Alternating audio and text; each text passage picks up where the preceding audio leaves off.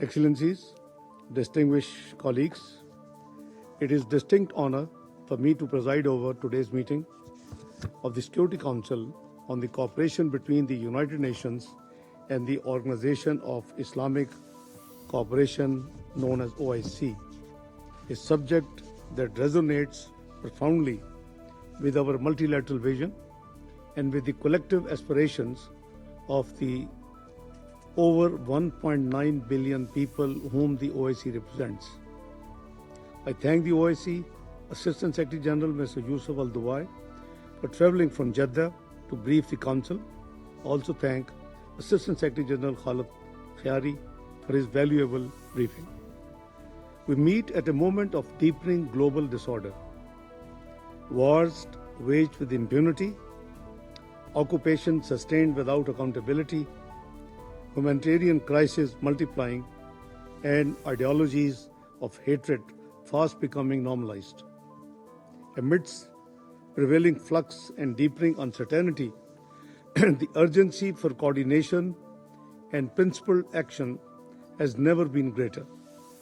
Pakistan firmly believes that in this fractured world, the OIC stands as a key political actor, and its partnership with the United Nations must be strengthened, deepened, and further institutionalized.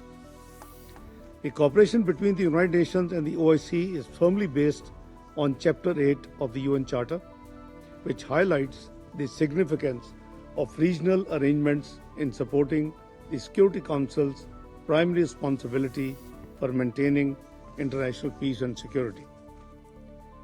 As the second largest intergovernmental organization after the UN, the OIC has consistently served as a bridge connecting the global with regional efforts and aligning political with the humanitarian priorities. Its legitimacy derives not only from its vast and diverse membership, but from the principled clarity of its mandate to uphold justice, protect human dignity, respect national sovereignty, independence and territorial integrity of all member states, and advance solidarity among nations. Whether in championing the right of the Palestinian people for freedom and statehood, in advancing for the rights of the people of Jammu and Kashmir for self-determination, and end to the prolonged illegally occupation by India, or in supporting peace efforts across Libya, Afghanistan, Syria, Yemen, and Sahel, and beyond, the OIC has been an indispensable interlocutor for the United Nations, also deeply attached to the purposes and principles of the UN Charter. Pakistan holds this partnership in the highest regard. As a founding member of the OIC and a staunch believer in effective multilateralism, we are of the view that this engagement must transcend and evolve into operational synergy. That means early warning systems informed by ground realities, joint mediation frameworks built on trust, and sustained political and technical collaboration that delivers tangible impact on the ground. Excellencies, the General Assembly, during its 79th session, adopted Resolution 79/9, reaffirming the relevance of the UN-OIC partnership and calling for stronger institutional linkages and strategic cooperation. The OIC's regional presence, cultural sensitivity, and political legitimacy allow it to respond swiftly and credibly, especially in contexts where global mechanisms are constrained or absent. The depth of the UN-OIC engagement continues to grow, from mediation in political transition to coordinated responses in humanitarian emergency to advocacy on issues of disarmament, development, and protection of religious and cultural heritage. This progressive transformation into a proactive, multidimensional partnership underscores the maturity and scope of this relationship. The potential of institutional linkage remains much more in this regard. Excellencies, nowhere in this cooperation more necessary than in in countering the rising tide of extremism, particularly the alarming resurgence of Islamophobia. Religious hatred is not only morally indefensible, it strikes at the very foundation of the UN Charter.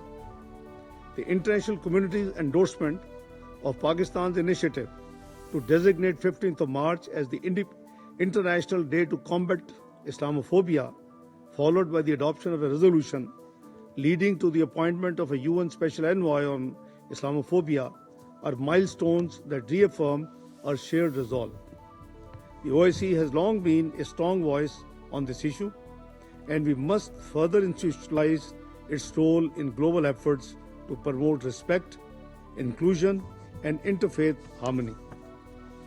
Excellencies, today's interaction is both timely and necessary. Let us recall that this Council has convened briefings on UN OIC cooperation in 2013 and 2016 and adopted a presidential statement in 2013 recognizing the OIC's constructive role. We must embed this cooperation in regular, durable, and structured mechanisms that reflect mutual trust, institutional coherence, and a genuine commitment to shared responsibility. The OIC is a vital partner in the international peace and security architecture, particularly in theaters where the UN's reach alone has proven insufficient. Similarly, on the important issue of UN Security Council reform, as the largest cross-regional organization, the OIC member states have called for adequate representation in any category of an expanded Security Council in line with the OIC's long-held position. Excellencies, Pakistan hopes that today's dialogue will be a catalyst for fresh thinking, renewed commitment, and bold action.